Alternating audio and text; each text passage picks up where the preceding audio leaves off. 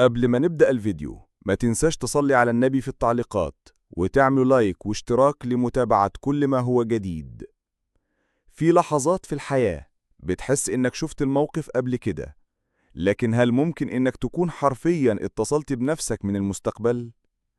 آدم ميلر شاب عادي جداً، 27 سنة، بيشتغل في شركة برمجيات صغيرة في أوهايو. حياته روتينية ما فيهاش أي حاجة غريبة، لحد ليلة واحدة غيرت كل شيء.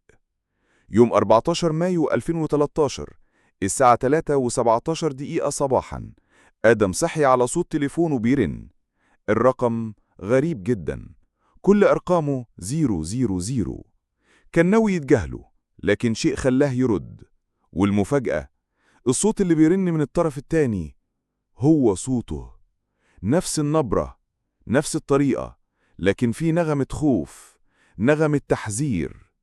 الصوت قال له: آدم، اسمعني كويس، أنا مش غريب، أنا أنت، من المستقبل. آدم ضحك وافتكر إن دي هزار أو تقليد صوت، لكن الصوت بدأ يحكي له تفاصيل مستحيل حد يعرفها. اسم أمه بالكامل، كلمة السر بتاعته، موقف حصل له وهو طفل وما حكوش لحد. ووقتها الدم جمد في عروقه.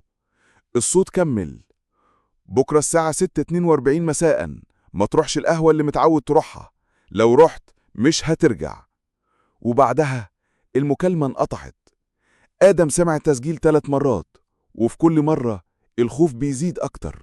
تاني يوم آدم راح الشغل وهو تايه.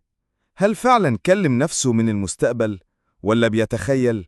ولا في حد بيعمل فيه لعبة مرعبة؟ الساعة بقت 6 مساء. كان المفروض يروح يقابل صاحبه جاك في كافيه ذا كرافت. فضل واقف قدام باب بيته، بينه وبين نفسه معركة. يروح ولا يصدق التحذير؟ قرر يبعت لجاك: حاسس إني تعبان شوية، مش هقدر أجي. جاك رد: ولا يهمك، هشرب قهوتي لوحدي النهاردة. آدم فضل قاعد في البيت، قلبه بينرفرف. فتح التلفزيون علشان يلهي نفسه، لكن بعد أقل من ساعة ظهر شريط الأخبار العاجلة. حادث مروع في كافيه ذا كرافت، سيارة مسرعة اخترقت الواجهة وقتلت شخصاً وأصابت آخرين. الاسم اللي ظهر بعد كده: جاك هاريس. آدم وقع الموبايل من إيده وحس إنه فقد السيطرة على نفسه. الليلة دي آدم معرفش ينام، كان بيبكي، مش عارف هو ناجى ولا قاتل. هل فعلا جاك مات لأنه هو مرحش؟ هل القدر كان لازم يحقق شيء معين سواء هو موجود أو لأ؟ بدأ يسأل نفسه: لو أنا فعلا كلمت نفسي من المستقبل، يبقى في إيه تاني ممكن يحصل؟ دخل على سجل المكالمات. المكالمة موجودة، لكن شركة الاتصالات قالوا له مفيش أي مكالمة من الرقم ده ولا حتى في السجل التقني. المكالمة نظرياً مش موجودة، لكن التسجيل عنده وبصوته. بدأ يبحث على الإنترنت ولقى عشرات الناس بيتكلموا عن ظاهرة مشابهة. ناس حلموا بموت حد وفعلاً مات، ناس اتصلوا بنفسهم أو شافوا نفسهم في لحظة غريبة.